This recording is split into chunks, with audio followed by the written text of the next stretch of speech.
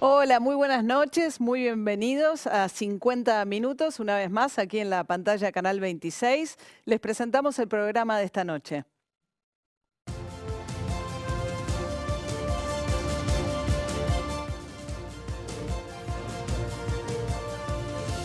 Un Estado que estafa a sus abuelos. Es símbolo de una sociedad que no honra a sus mayores. Esta noche vamos a conocer a uno de los hombres más importantes del gobierno. Viene del mundo privado y se lo señala como el principal promotor del proyecto del pago a los jubilados. Esta noche en la entrevista, Mario Quintana, uno de los dos coordinadores de la jefatura de gabinete. Jubilados, blanqueo y pobreza. El gobierno moderó la suba de algunos servicios, pero persiste el reclamo por el tarifazo. Algunos jueces han concedido amparos y exigen que las empresas no apliquen los aumentos. El gobierno dice que hay que pagar igual. Tarifazo, ¿pagar o no pagar? Le pediremos consejo a Héctor Polino de la Asociación de Consumidores Libres. Para el cierre, alguien que habla de ciencia, sube el rating y llena teatros. Es uno de los autores más leídos del país y acaba de publicar su último libro titulado El cerebro argentino. El fenómeno de la neurociencia. Con nosotros, Facundo Manes, esta noche. Así comienza 50 minutos.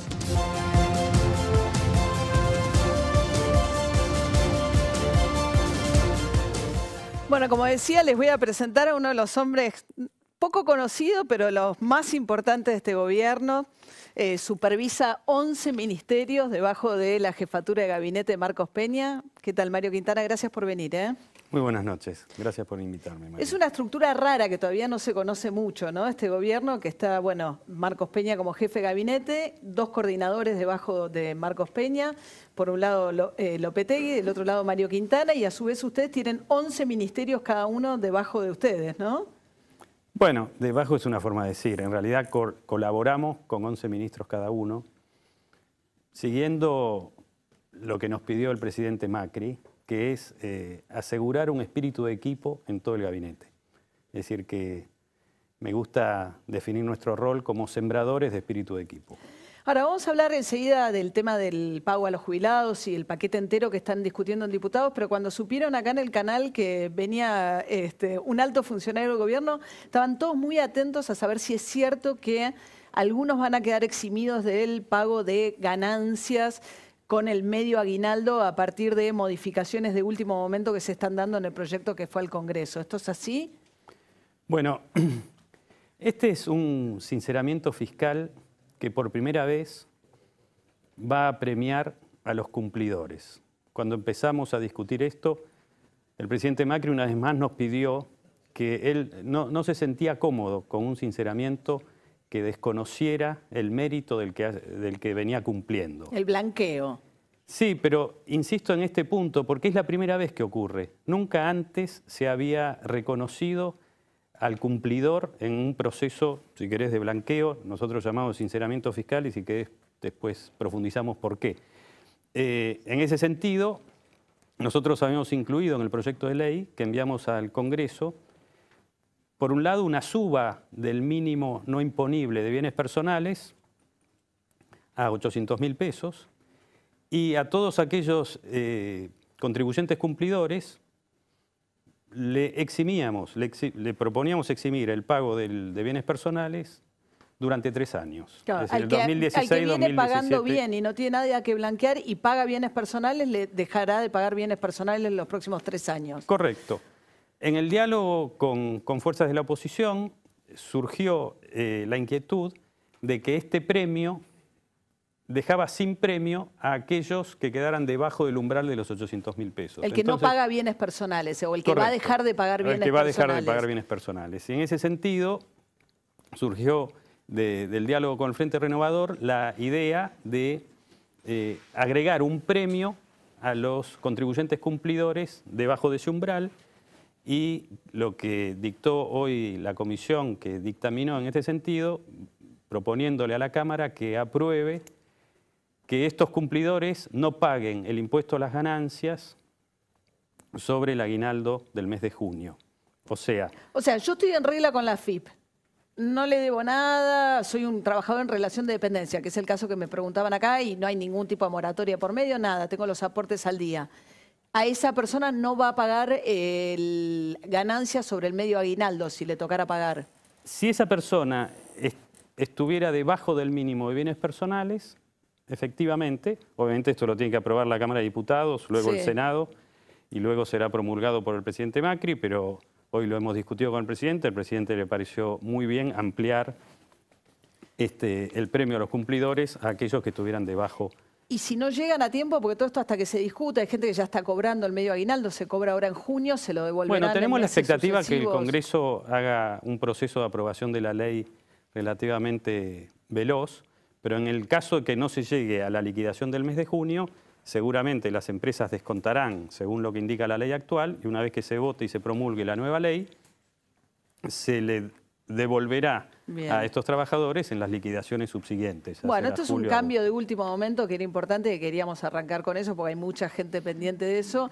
Una buena noticia. Tema también feriado, el 17 de junio. Hay mucha crítica que el PRO, que estaba en contra de los feriados, y ahora pone un feriado más, y los comerciantes están como locos porque encima el feriado viene justo en la víspera del Día del Padre. Bueno, como todo feriado, hay algunos que les viene muy bien, que suele fomentar el turismo. En este caso, el feriado cae en día viernes y justo coincide con un feriado el día lunes, con lo cual se arma un fin de semana largo. Pero sí, efectivamente, se confirmará. Lo va a promulgar, porque claro, bueno, son pocos días, también falta tampoco, es el viernes de la semana que viene. Sí, pero bueno, lo aprobó ayer el Senado y está en trámite de igual, promulgación. un acuerdo político con Urtubey suena, porque Macri se suponía que era contrario a seguir sumando feriados. Bueno, pero yo creo que Güemes se merece ser celebrado. Bueno, vamos al tema del proyecto que finalmente fue al Congreso, que ya tuvo aprobación en comisión. La idea de poner un blanqueo con el objetivo de pagar deudas a jubilados, los que, digamos, sobre todo los que tienen juicios pendientes, etcétera. Es como blanquear el blanqueo también, o sea, permito blanquear, pero con un objetivo que, bueno, nadie va a discutir, que es pagarle más a los jubilados que no cobran la mínima o que no entraron vía moratoria.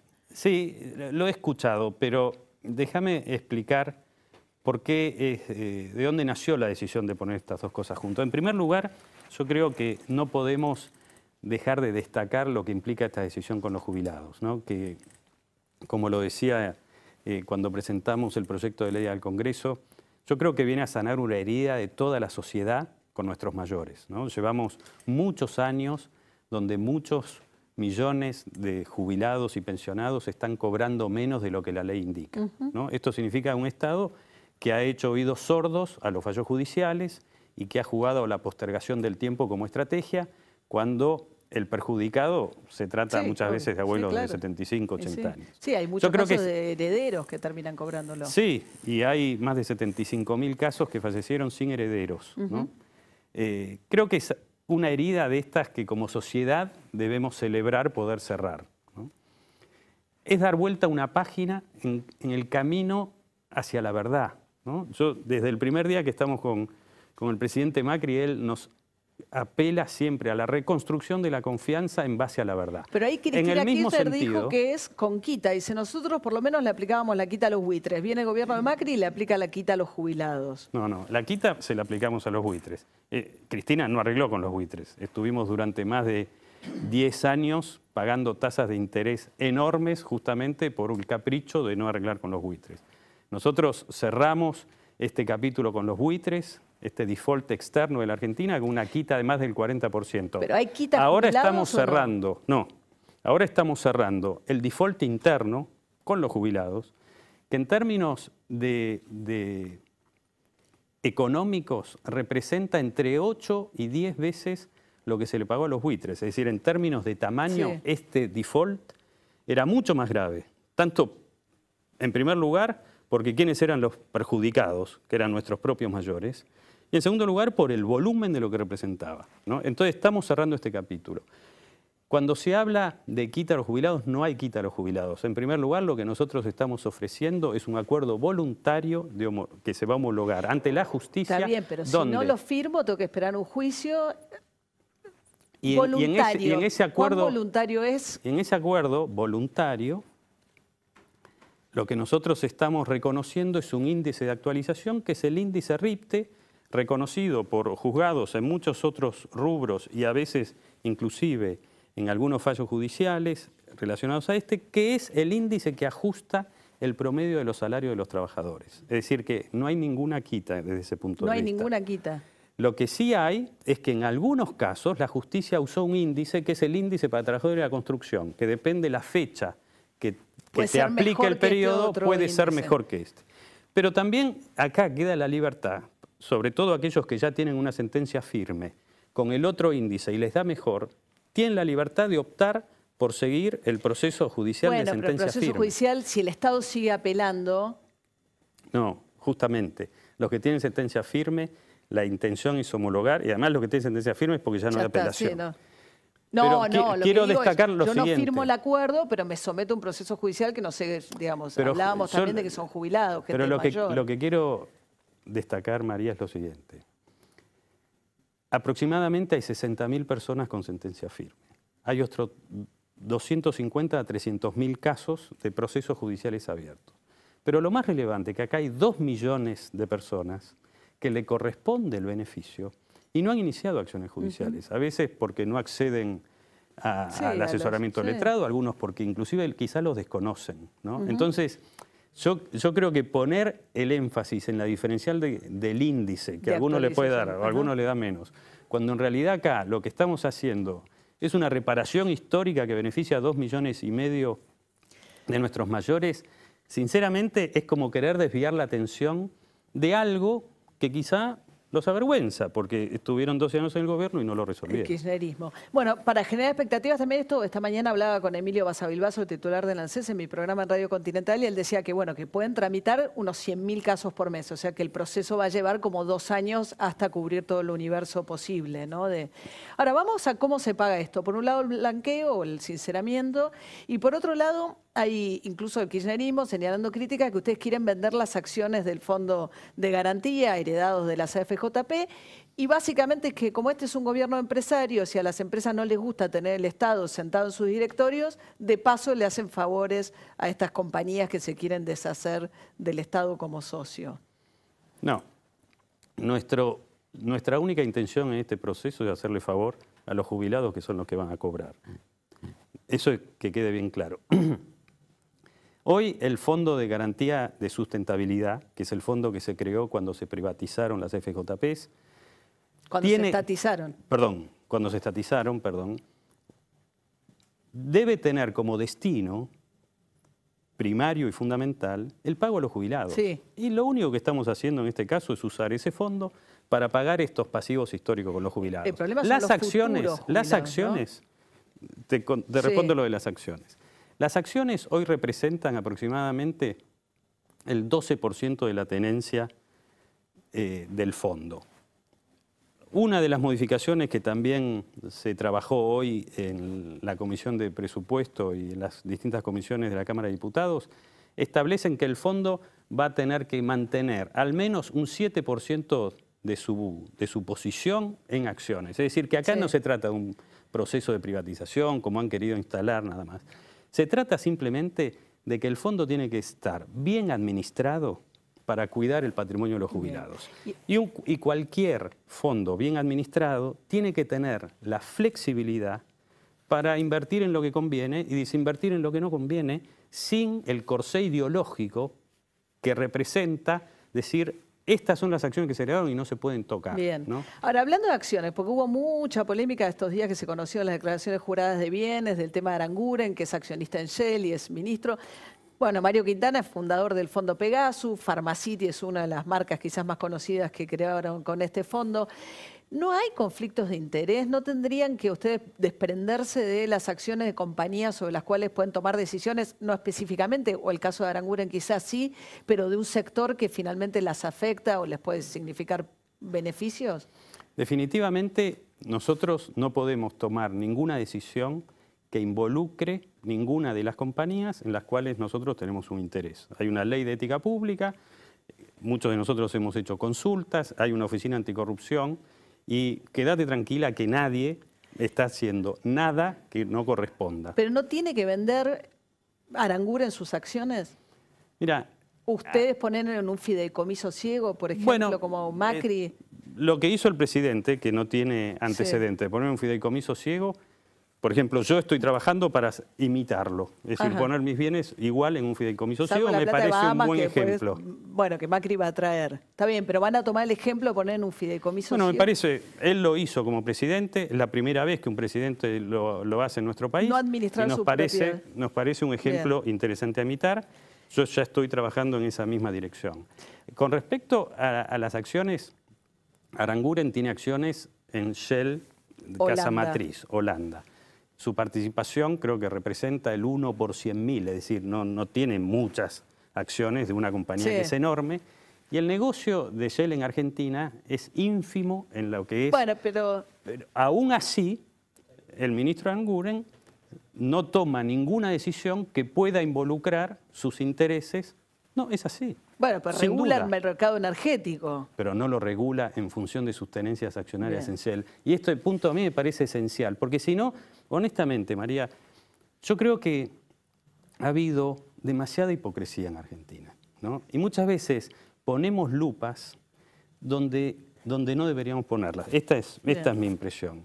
Y yo quiero dar la tranquilidad de que ni el ministro Aranguren ni ninguno de los ministros en el gabinete estamos aquí para cuidar nuestros intereses personales. Bueno, muchas gracias por haber estado acá esta noche. Gracias por la invitación, es un honor. Gracias. Bueno, quédense ahí, vamos a charlar del tema de las tarifas con Héctor Polino enseguida, qué hacer con los amparos, pero antes nuestra columna de chequeado de la mano de su directora Laura Sommer. ¿Cómo andás, Laura? Muy bien, María, ¿y vos? Bien, ¿a quién chequeamos? Hoy chequeamos a Nicolás Massot, el joven presidente del bloque de Cambiemos en la Cámara de Diputados. Bueno, ¿qué dijo Massot? Bueno, te dijo justo a vos en tu programa de Radio Continental, hablando de uno de los temas del momento y defendiendo que el blanqueo de capitales no es generoso, como criticaron Elisa Carrió y algunos otros líderes, dijo: este es el blanqueo de capitales que va a cobrar más impuestos de la historia argentina. O sea que no es que traes la plata sin pagar nada, sino que te cobran. ¿Y eso se verifica en la historia? No solo dijo que te cobran, sino que dice que te cobran más que ningún otro. Entonces lo que hicimos es lo que hacemos habitualmente, fuimos a ver los datos. Desde el regreso a la democracia este es el quinto blanqueo. Miramos qué pasó en cada uno de los blanqueos. En el que hizo Alfonsín se cobraba un impuesto del 10%, en otro que hizo luego Menem un impuesto del 3%, en el primero de Cristina, en el año 2008, cobraban un 8%, y después en el último de Cristina, en el 2013, que muchos recuerdan, a cambio de que trajeras la plata, algo que ahora no se exige, no cobraban nada. Nada. ¿Qué cobran ahora? Tenías que traer la plata. Ahora puedes dejarla fuera. Podés decirle a la AFIP, yo tengo esta plata, pero no la voy a traer. Exacto. ¿Y qué me cobras? El máximo, y esto es lo que estamos mirando, el máximo impuesto de cada uno de los blanqueos, en este caso en el proyecto de ley, llega al 15%, María. Ok, o sea que ahí te cobran más que otros, pero... Claro, pero ¿qué pasa? El propio proyecto de ley lo que dice es que en ciertos casos, si vos estás dispuesto a comprar títulos públicos o a invertir en fondos para invertir en infraestructura o en pymes o por ejemplo, inversiones inmobiliarias. Bajo ciertas condiciones no pago nada. Nada. Entonces, ¿qué le damos a Massot? Bueno, a Massot, respecto del blanqueo, este blanqueo es el que más impuestos de la historia argentina va a cobrar, le pusimos un engañoso, María. Engañoso. Gracias, Laura. A vos, María. Bueno, y Héctor Polino está con nosotros, Consumidores Libres. Gracias por estar acá, Héctor, Gracias esta por noche. La invitación. Héctor, hay mucha confusión en la gente. En La Matanza hay un juez que dijo: retrotráigase los incrementos de todos los servicios, agua, luz, electricidad. El gobierno dijo, bueno, para el gas tope 400% en todo el país. Hay amparos por todos lados. ¿La gente qué tiene que hacer? ¿Pagar o no pagar? Porque hay mucha confusión. Bueno, depende. Primero, cuando hay una resolución judicial, depende si el juez es nacional, si es provincial, porque su fallo entonces alcanzaría a todo el país o a los usuarios de ese distrito. Por ejemplo, el fallo del juez de La Plata, que él es provincial, abarca a las empresas de energía eléctrica de la provincia de Buenos Aires. Salvo el conurbano que tienen Edenor o Edesur. Edenor y Edesur, que son dos empresas nacionales. Pero ahí es fácil, porque él les dijo hagan de vuelta la factura. Entonces la gente no queda con la incertidumbre de decir si no pago me cortan. Ahí no tienen que pagar. No. Porque le tienen que mandar la nueva facturación. En los demás casos, el usuario no está obligado a pagar una facturación con un monto superior esperando a que la empresa le haga una nueva factura o se lo descuente de las facturas que se van sucediendo. No pagan. No paga. Ahora, el usuario tiene derecho a que le manden una factura en forma, que el monto exacto de lo que tiene que pagar. Pero Héctor, con este tarifazo, ¿no? ¿Se cumplió o no se cumplió? Porque en el fondo todos estos amparos discuten si se cumplió o no con la ley que tenía que haber audiencia pública. Claro. A la larga, ¿cómo va a terminar? El gobierno dice, unifiquemos todo en el fuero federal y que resuelva, imagino, en última instancia la Corte. ¿Esto cómo termina? Esto tendría que terminar dándole la razón a los usuarios por lo siguiente. Porque el artículo 42 de la Constitución Nacional, reformada en el año 94, dice claramente, en las relaciones de consumo, los usuarios y consumidores tienen derecho a una información adecuada y veraz. Y la justicia entendió en infinidad de pronunciamientos, muchos de los cuales fueron acciones iniciadas por consumidores libres, que el mecanismo idóneo para llegar a la información adecuada y veraz es la audiencia pública. Que acá no se hicieron. Que acá no se hicieron. Y vos fíjate qué contradicción por parte del mismo grupo político. En la ciudad de Buenos Aires, que gobierna el PRO, Rodríguez Larreta, cuando hay que aumentar las tarifas de los taxímetros, que es un servicio público, convocan audiencia pública. Bueno, de hecho la del subte iba a aumentar la este del mes subte y se postergó convocan. porque no hubo tiempo para la audiencia. ¿Cuál es la razón por la cual que en energía eléctrica, el gas natural, en agua potable y cloacas, en tarifas de trenes de pasajeros, de colectivos, no se haya convocado audiencia pública? Ahora, Héctor, ¿qué está pasando? El gobierno dice, bueno, estos son aumentos muy grandes, estaban muy atrasadas las tarifas, pero aquel que necesita, nosotros hemos sido generosos con la tarifa social. ¿La gente está pudiendo acceder a las tarifas sociales? Está pudiendo acceder, pero no han sido generosos y te explico por qué. Además, en todo esto hay una improvisación enorme que te lo voy a decir. Mucha marcha y contramarcha, ¿no? Totalmente, pero vos fijate, en la energía eléctrica sacan una resolución donde establecen las condiciones para acceder a la tarifa social.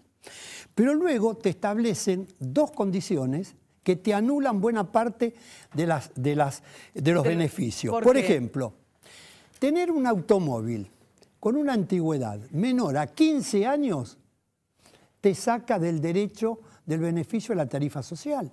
Puede ser un trabajador que utiliza el automóvil, bueno, no puede acceder a la tarifa social. Puede ser un discapacitado que necesite del automóvil. Además es raro que ese requisito esté para la luz y no para el gas, por ejemplo. Claro, vos fíjate por qué. Y además ser titular de 2 unidades de vivienda. Pero no te dice el monto de las unidades de vivienda. Pueden ser 2 viviendas con muy poco valor. Bueno, pero ahí la del auto es más complicada. Lo del auto es más complicado. Sí. Cuando tuvimos una entrevista, distintas entidades y legisladores nacionales, con el ministro Aranguren y con la ministra de Desarrollo Social, Stanley, le observamos esto. Y yo le saqué una resolución del año 2011 del Enargas que era mucho más amplia, mucho más justa en cuanto a la tarifa social. No tenía ni idea de que existía esa resolución. Pues bien, después de esta, de la energía eléctrica y después de estas entrevistas, sacan la resolución para el gas, la tarifa social del gas, donde ya no están estas dos requisitos de 2 propiedades y un auto de 15 años de antigüedad. Y además agregan una posibilidad para acceder a tarifa social que se la habíamos propuesto, que dice, centros de asistencia públicos, entidades educativas públicas, asociaciones civiles sin fines de lucro. Esto el gas. En gas. Mutuales, comedores escolares, claro, centros de recreación. Pero esto tendría que haber estado de entrada, porque el caso de los clubes de fútbol lo mismo, ¿no? Porque Macri además fue al club de donde hicieron Luna Avellaneda y él en realidad ahí anuncia que retrotrae el 40% del incremento, pero ahora dicen que es insuficiente. Claro. ¿Hay improvisación, Héctor? Pero escúchame, sí, ¿esto es qué te está indicando? que para la energía eléctrica hay determinadas causales, para el agua potable son otras. Y para el gas son otras. Bien. Bueno, Héctor, ¿cómo no unifican? Claro. ¿Y sabés por qué pasa todo esto? Vamos a pasar las cosas más fáciles. ¿Y sabés por qué pasa todo esto? Porque no han convocado a audiencia pública y porque no han consultado a las entidades de defensa de los consumidores. Gracias por haber estado acá esta noche, No, gracias Héctor. a vos. Quédense ahí que después de la tanda está con nosotros el neurocientífico Facundo Manes. Ya venimos.